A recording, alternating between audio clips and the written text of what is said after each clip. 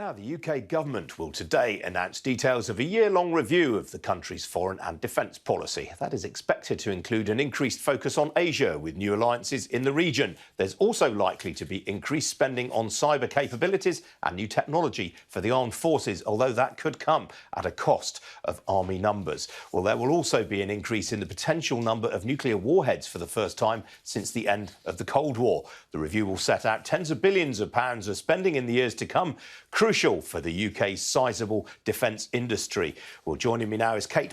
She's a partner at PA Consulting in their cybersecurity and public sector division, working with both the Ministry of Defence and the Cabinet Office. Cate, good morning to you. Just outline for me briefly, please, what you're looking out for today. So, great to be here. It's worth thinking about. This is an integrated review and it's got resilience in it in a much greater way than any previous. So what are we looking out for? We're looking out for join up between departments. We're looking for clarity on the role of industry as well as government in responding to some of these threats.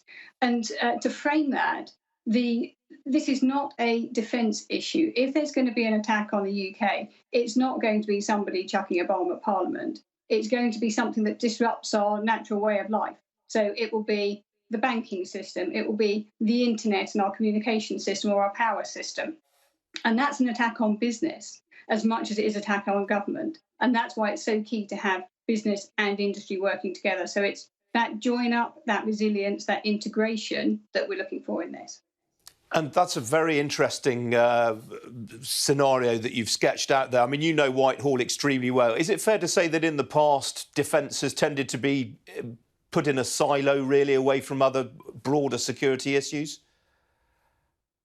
I think it's fair to say that previous defence reviews, so SDSRs, have certainly looked at defence separate from what we're trying to do for security and general running of the nation. And that means that this is a really good opportunity to look at what do we need to do for the skills we build up across the economy as a whole. How do we bring industry in the right way? How do we get that link and trust between government and business and the individual? Really interesting that you say that, bringing business more closely into these kind of conversations. Is the UK's defence contracting industry equipped to meet some of these new demands in things like cybersecurity, resilience and AI? Getting there. So in some ways, the UK is a world leader. The National Cybersecurity Centre and what we've done, not just in the UK and our critical national infrastructure, but also overseas to help raise that baseline more generally, is genuinely world leading. Are all our companies where they need to be? With about 72% in a recent poll saying that they haven't got all the skills they want to have in cybersecurity and in things like AI, the new technologies, we have got some way to go. Well, Cate, please stay with me because we can bring in now Tim Robinson. He's a former Major General in the British Army and now a partner at the law firm Schillings. Tim, good morning to you. It's been pretty well telegraphed that there are going to be cuts to service personnel. There's also a question mark over some of our armoured vehicle capability. You've been on battle scenarios. I mean, how much of a blow is this going to be? Well, we'll have to wait and see the detail, I suppose, but you're right, that's what the speculation is. And I would see probably three risks in a scenario where the numbers of people and the numbers of equipments that we've already got cut. And those are that often when you're procuring new capabilities like the ones that are being talked about, they take a lot longer than it takes to cut the ones you've already got. So you can often end up with sometimes generational gaps. Where you're a little bit vulnerable during that time, waiting for the jam to be delivered.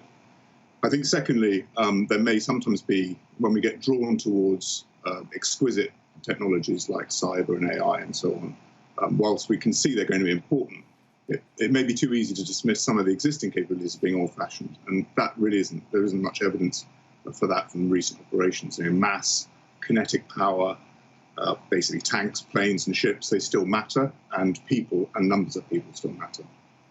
Now, obviously, one of the other sort of leaks that's come out ahead of this, Tim, is the fact that China is now regarded as the main threat to security and to business integrity and so forth. Yet at the same time, we want to carry on trading with them. Is there a compromise to be met here? How difficult is it going to be to achieve that? Well, I guess that's ultimately a political question, with lots of, as you say, business and defence consequences. Often when governments are thinking about how to wield national power, they'll think about the economic levers, the diplomatic levers, the military levers, and they're most effective if they're integrated and pulled in some sort of coordinated way. And I think that's what this new global policy is trying to achieve, that better integration. So you can have positive relationships with people who may not always share all of your interests. And that is what people talk about as being essentially the grey zone, where wars are not declared so clearly.